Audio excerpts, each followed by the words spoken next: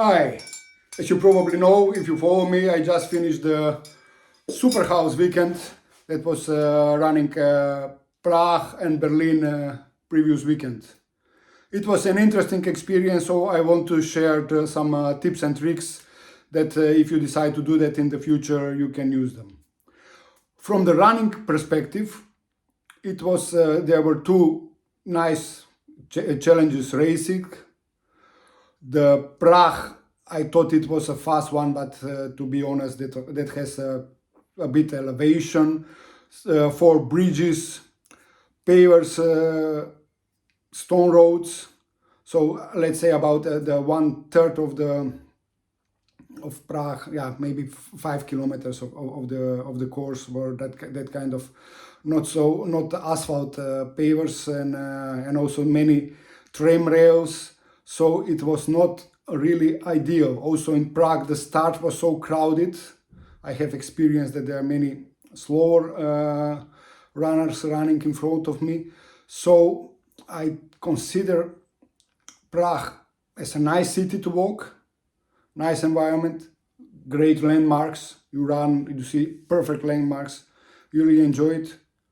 But from the running perspective, it was not a PR race. So unfortunately, I decided to go on a personal best in Prague, and I was almost doing it, but somehow in the last kilometer I didn't make it. So I was, let's say, 13 seconds slower than my previous half marathon personal best from The Hague. What I think the 2 points that were playing a role, I think. The first one, the Prague, was a bit warm, but okay, it was a chilly wind. I did somehow mistake on the first water post. I took the coffee gel. That was not my strategy. I was thinking to take the coffee gel on the second or the third post. So that was kind of the things that maybe influenced my heart rate. So my heart rate probably go higher because of the caffeine. So that was the only one thing that I did wrong in Prague. Other point is that that I was afraid of when you go to sleep in the hotel, then you don't sleep so long. So my hotel of Prague was not the best, and I slept only less than 4 hours that night. So that was also another handicap. So let me tell you now how was Berlin. In the Berlin was similar weather but colder. It was chill colder. The course was ideal. There were maybe 200-300 meters of stone roads, and that's it. The rest was perfect asphalt. Not so many tram rails. Here and there tram rails. Only one U-turn. In Prague there were 2 or 3. No bridges. So to be honest, it was a really perfect race, perfect PR day. So many people did run personal best. I guess that there was also the German national record run, Lord Petros. So it was a really perfect condition for recreational runners. Elite runs great anyway, but for the recreational runner, that was a PR day, PR best race. So I hope that many people managed to achieve their PR in Berlin. Some people did it in Prague, but Berlin was really ideal. I really enjoyed. My legs were really tired, and at the start I tried to do sub 140, but somehow it became more. But I was aware that sub 140 would be challenged with so tired legs. So somehow it appears sub 142. I have a 141.54. But it was a really great race that I really would recommend, not only to the people chasing super halves. It's also, yeah, there are many people chasing now super halves in Europe. But since I did Big 6, super halves is kind of not so big deal for me. But yeah, you can notice that people are chasing that one. And half marathon, almost everybody can finish a half marathon within the 3 hours. So there are many people that are not really dedicated runners getting that one. But let me tell you about the logistics issues and logistics tricks that I would say.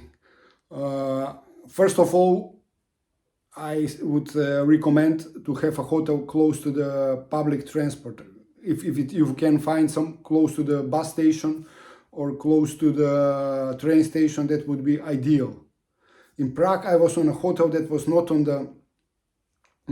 so close to the bus station which I use. So I should check out before I go to the race. It was great that I could deposit all my bags at the race. So after the race, I went immediately to the bus station. It was quite close, so I went to the bus station. I got my bus to Berlin, and that was so sorted.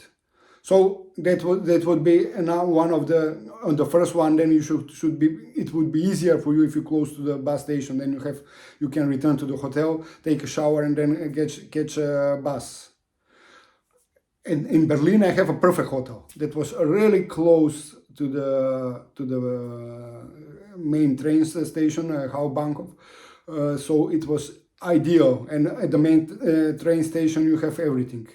So concerning that I was going away with the train, that was ideal. So I could also take a late checkout. Taking the late checkout, I have a few hours to take a shower, to rest a bit.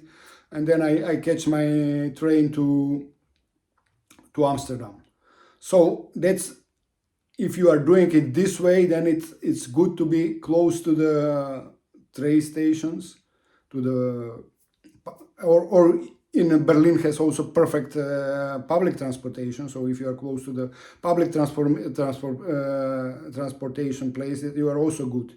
But anyway, the challenge is that you should plan it perfectly. And at this moment, I did planning, but in Prague I was a bit late with the hotel, so I couldn't find ideal hotel. Therefore, I was staying in one of the cheap hotel, but not on the perfect location. So it's always, as a lesson, it would be always plan immediately. You have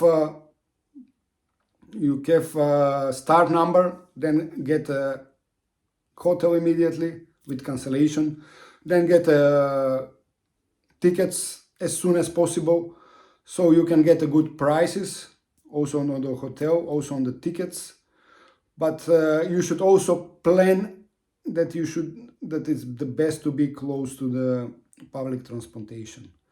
And other things, what is getting the train, using a train, and these times when the oil is getting more expensive, the train is good idea. And also parking in the big cities that costs some money. So, and the planes were already sold up for me. Let's say from Berlin, the plane was not an option. So you should always try to book as early as possible, but also use the alternatives. Between Prague and Berlin, the Flixbus was the best solution. There were tickets for 15, 20 euros, 25. So it was really great opportunities to make that part for a cheap price. And also from Berlin, I should pay 180 euros for flying one direction, or maybe more, but somehow I managed to get a fast train, and the fast train was also doesn't taking so much time. It's 6 hours from Berlin to Amsterdam, but if I fly, I go to the airport with all security checking, so it's also the same. So that would be my experiences. Please share your experiences. Maybe I have something missed, but it was really challenging. I would say, if you are good prepared, do it. If you are a person struggling to run one half marathon, don't do it. I was also some guys doing, I'm a marathon runner and marathon training, that for me was physically not so challenging. I saw also guys running Ironmans or half Ironmans.